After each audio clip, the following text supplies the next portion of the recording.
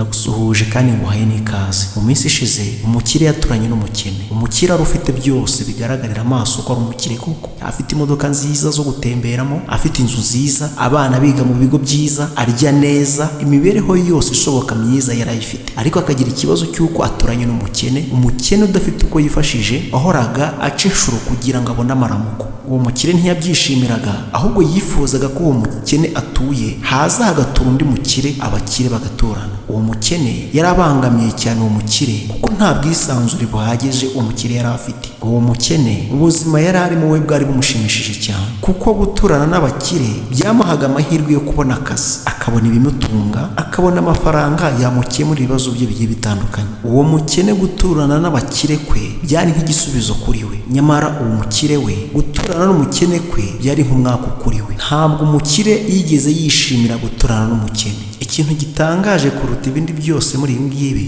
ni uko aba bose bari abavandimwe. Uyu mukire n'umukene bose bavaga inda imwe, bose iberera imwe, barezwe n'ababyeyi bamwe, bakuze kimwe ndetse banasangira byose byo mu rugo. None se nkubwire ko uyu mukene ari we wari ufite amahirwe yo gukira, niwe wize amashuri meza yose afatika, niwe wari ufite imbaraga zo gukora, ndetse niwe wari ufite n'imitungo inafatika ugereranyije n'uyu mukire. Uyu mukire we kera yari mayibobo iri aho ngaho yigendera, ari umushumba uragira inka ku gasozi, akiba imyaka y'abandi akajya kuyotsa, yewe ntiyatinyaga no kwiba imitungo iwabo akayijyanira ku isoko. Nyamara uyu mwana w'umukene we ntiyabitekerezaga na gatoya, kuko ubuzima bwe bwari ishuri. None ni gute uyu wize amashuri meza afatika, wari ufite n'imitungo myiza ifatika, yisanze mu bukene? Ahubwo se ni gute uyu mushumba wari umurara uri aho wigendera, wibaga n'imyaka akayiba n'iwabo akajyana ku isoko, we yisanze mu bukire? Ntujye kure, kurikirana iki cyigisho uragera ku musozo, maze kumenya aho umugisha waturutse, unamenye n'aho umwaka waturutse, aho umwe yagize umugisha undi agahora n'umwaka. Reka mpe ikaze umuntu wese ugeze aha ngaha ari ubwa mbere akore subscribe, kugira ngo n'ibindi byigisho bizakurikiraho azajya yiboneraho ku gihe. Kandi nzi neza ko bino byigisho bizagirira umumaro buri muntu wese ubasha gukurikira iyi channel. Ndagushimiye wowe wamaze kubikora, uri umuntu w'agaciro. Umukene mu kazi yahoraga asaba buri munsi kugira ngo abone ifunguro rimutunga rya buri munsi, harimo na mukuru we yahoraga ajya kwaka akazi,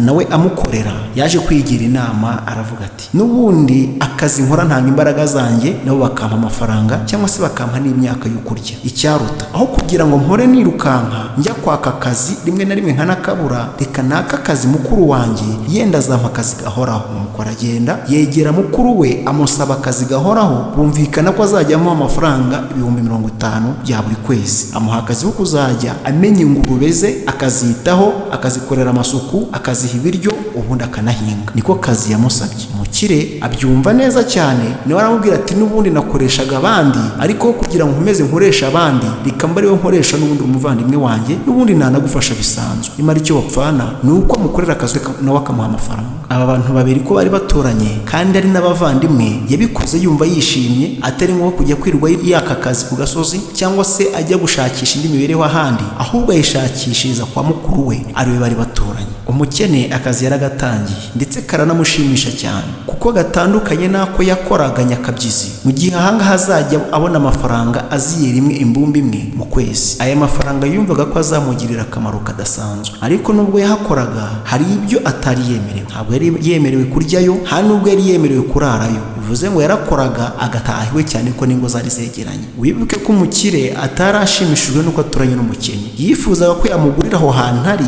akahatuza abandi bakire bagenzi be. Ubuzima bw'umukire ntabwo byifuzaga ko yaturana n'umukene. Nubwo uwo mukene yarashimishijwe n'ubuzima arimo, akumva aryohewe no kubona ayo mafaranga agiye kumugirira akamaro, kuko azajya azira rimwe akaza mu kwezi. Ariko hari ibintu byari bimubangamiye we n'umuryango. Bari babangamiwe n'urukarango rwiza rwa buri kanya rwahoraga ruhumurira mu rugo rw'abakene. Nyamara bo babwiriwe, bakongera bakabangamirwa n'ibirori byiza byahahoraga, bo bagatumirwa nk'abavunyi. Urumva kuri bo bari basuzuguritse cyane, nubwo bari abavandimwe. Nuko umukene akorera ukwezi kwa mbere ariyondora, akorera ukwa kabiri yiyitaho, akorera ukwa gatatu yita ku mugore, arangije afata umwanzuro w'uko agiye kumara amezi 6 yasevinga nawe akikorera. Umukene utaragiraga umutima mubi aragenda agisha inama mukuru we w'umukire icyo azakora muri ayo mafaranga agiye gusevinga y'amezi 6 yose, ndetse anamubwira ko ayo mafaranga atari ngombwa kuyamuhera rimwe, agiye kuyamubikira kugeza igihe amezi 6 azashirira. ubwo ntumbaze ngo muri ayo mezi 6 bari batunzwe n'iki. umukire abyumvise akicaye imbere ya murumuna we ati mbo niba ari ko wabihisemo nta kibazo, ariko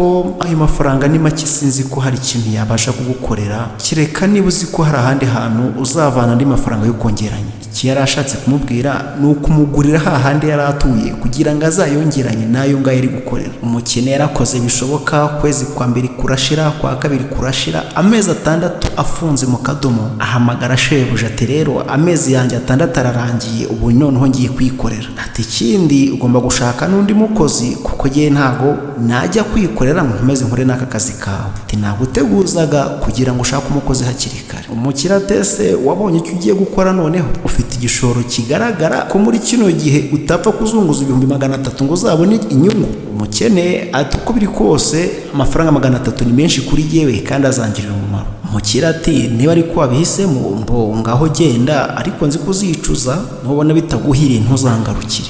nuko umukire agenda atishimye kuko yifuzaga kumugurira ahandi yari atuye ngo umukene agende. umukene naho yicaye asigara yishimye yumva ko agiye kwikorera nawe akazabona amafaranga nk'abandi. nuko umukene atumizaho shebuja aramubwira ati rero ngo nyishyura amafaranga yanjye y'amezi 6 amaze ku 300 yose. umukire aramubwira ati umva nkubwiza ukuri, amafaranga 300 ntabwo nayabonera rimwe, ubu mfite amafaranga 100 gusa andi nzajya ngenda nyaguha gake gake. umukene ati simbyumva, amafaranga 300 ntabwo yabura mu rugo rwawe, kandi gahunda nari mfite uyizi neza kuko twayiganiragaho buri kanya, ndetse n'igitekerezo nari mfite byose nabigucishaga imbere yawe. umukire asubiza muri umune w'umukene ati nta mafaranga nabona yuzuye 300, ayo mfite ni 100, kandi nuramuka ubigize intambara nayo urayabura yose. umukene yabuze areba amezi 6 yose amaze yita ku ngurube z'umukire, areba amezi 6 yose amaze yicwa n'inzara,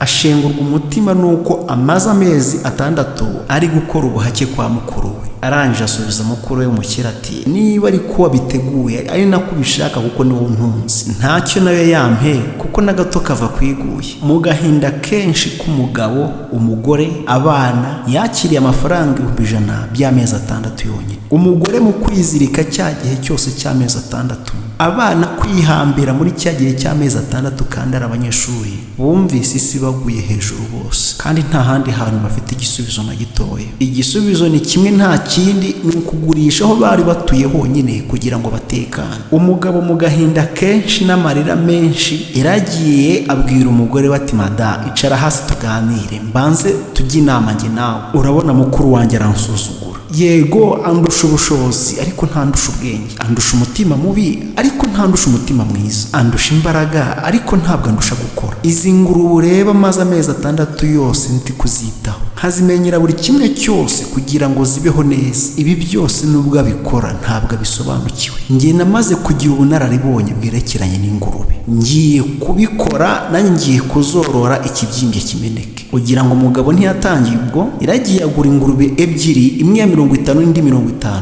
atangira ku ngurube 2 zonyine. mukuru wabyumvise batangira guhangana mu bukungu. mukuru we wari ufite ingurube 50 yahise azikuba 2 ziba 100 kugira ngo akunde azimye muri umuna butangije ingurube 2. ihangana ry'umukire n'umukene, ihangana ry'abavandimwe babiri ritangira ubwo. umukene za ngurube 2 yazitayeho zirabwagura, izo yabwaguye arazireka nazo zirongera zirabwagura. mu mwaka umwe yaramaze kugira ingurube 200, kandi ari uzitaho wenyine nta mukozi yashyizeho. mu gihe mukuru we w'umukire umwaka umwe yari agifite za ngurube 100 zonyine. ubuzima bw'umukene bwatangiye guhinduka gahoro gahoro. umukire nawe yamureba, ubwo ni mukuru we, nawe akamugiriramo urwikango. wa mukene nyuma y'imyaka 2 yari amaze kugira ingurube 500. ba bakiriya bose bazaga guhahira kwa mukuru we w'umukire bose barahindukiye baza guha icyashara muri umuna we w'umukene, kuko niwe biyumvagamo, wafataga neza abakiriya, wavugaga neza, nta kwirata, wacaga bugufi. mu gihe undi wari mukuru